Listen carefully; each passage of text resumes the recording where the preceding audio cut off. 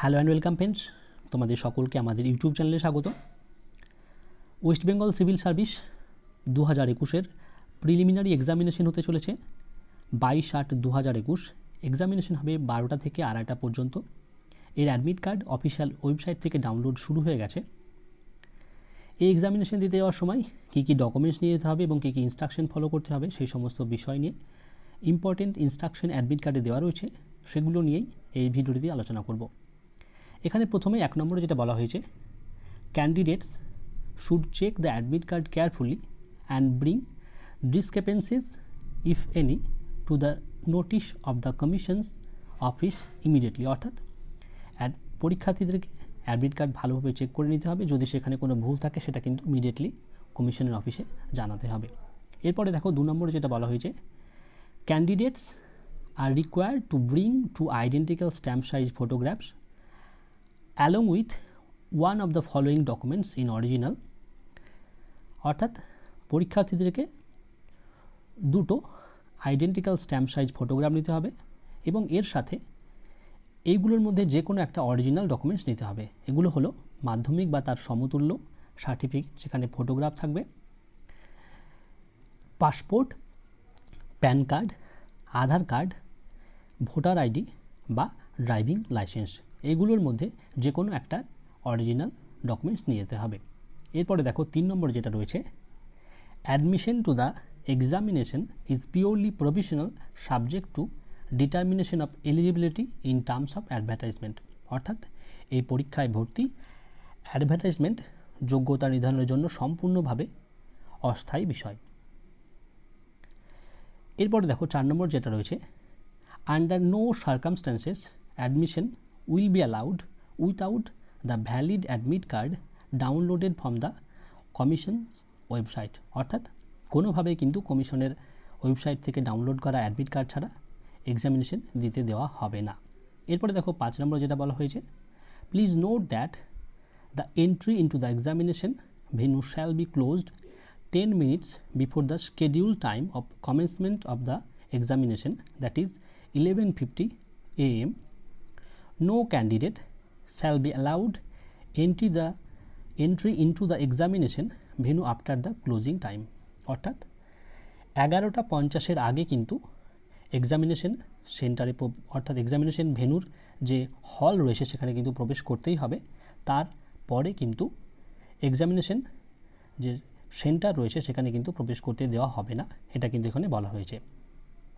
সেটা ক্লোজ হয়ে যাবে 11:50 পরে।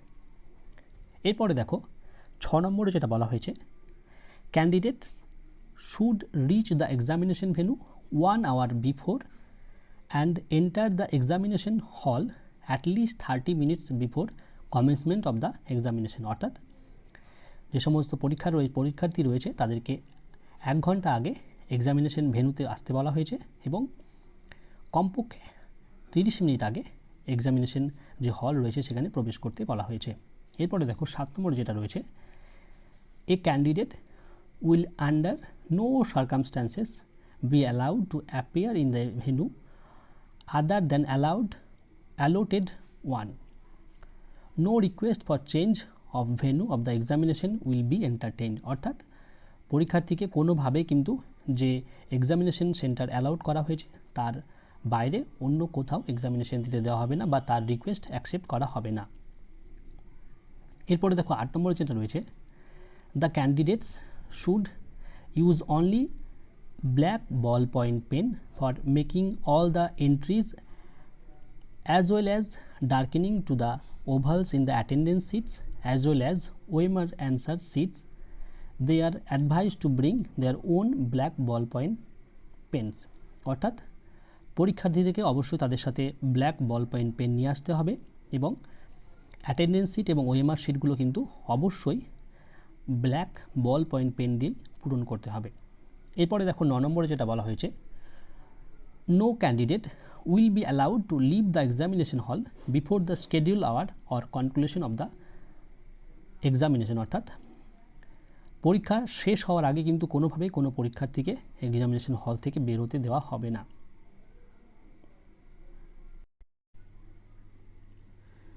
এরপরে 10 নম্বরে বলা হয়েছে, adoption of any kind of unfair means during the examination will entail penal action as would be deemed fit by the commission। অর্থাৎ আনফেয়ার কোনো কিছু করলে তার বিরুদ্ধে কিন্তু কমিশন পেনাল অ্যাকশন নেবে। এরপরে দেখো 11 নম্বরে বলা হয়েছে candidate suffering from blindness or low vision with locomotor disability cerebral palsy will be allowed 50 minutes compensatory time. অর্থাৎ এই সমস্ত পরীক্ষার্থী যারা রয়েছে যাদের blindness low vision or with locomotor disability cerebral palsy রয়েছে তাদের কিন্তু 50 মিনিট কম্পেনসেটরি টাইম দেওয়া হবে।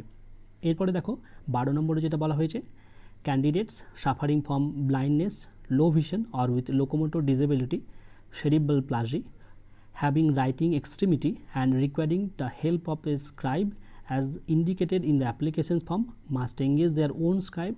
The scribe must have academic qualification not higher than that one prescribed in the advertisement for this examination.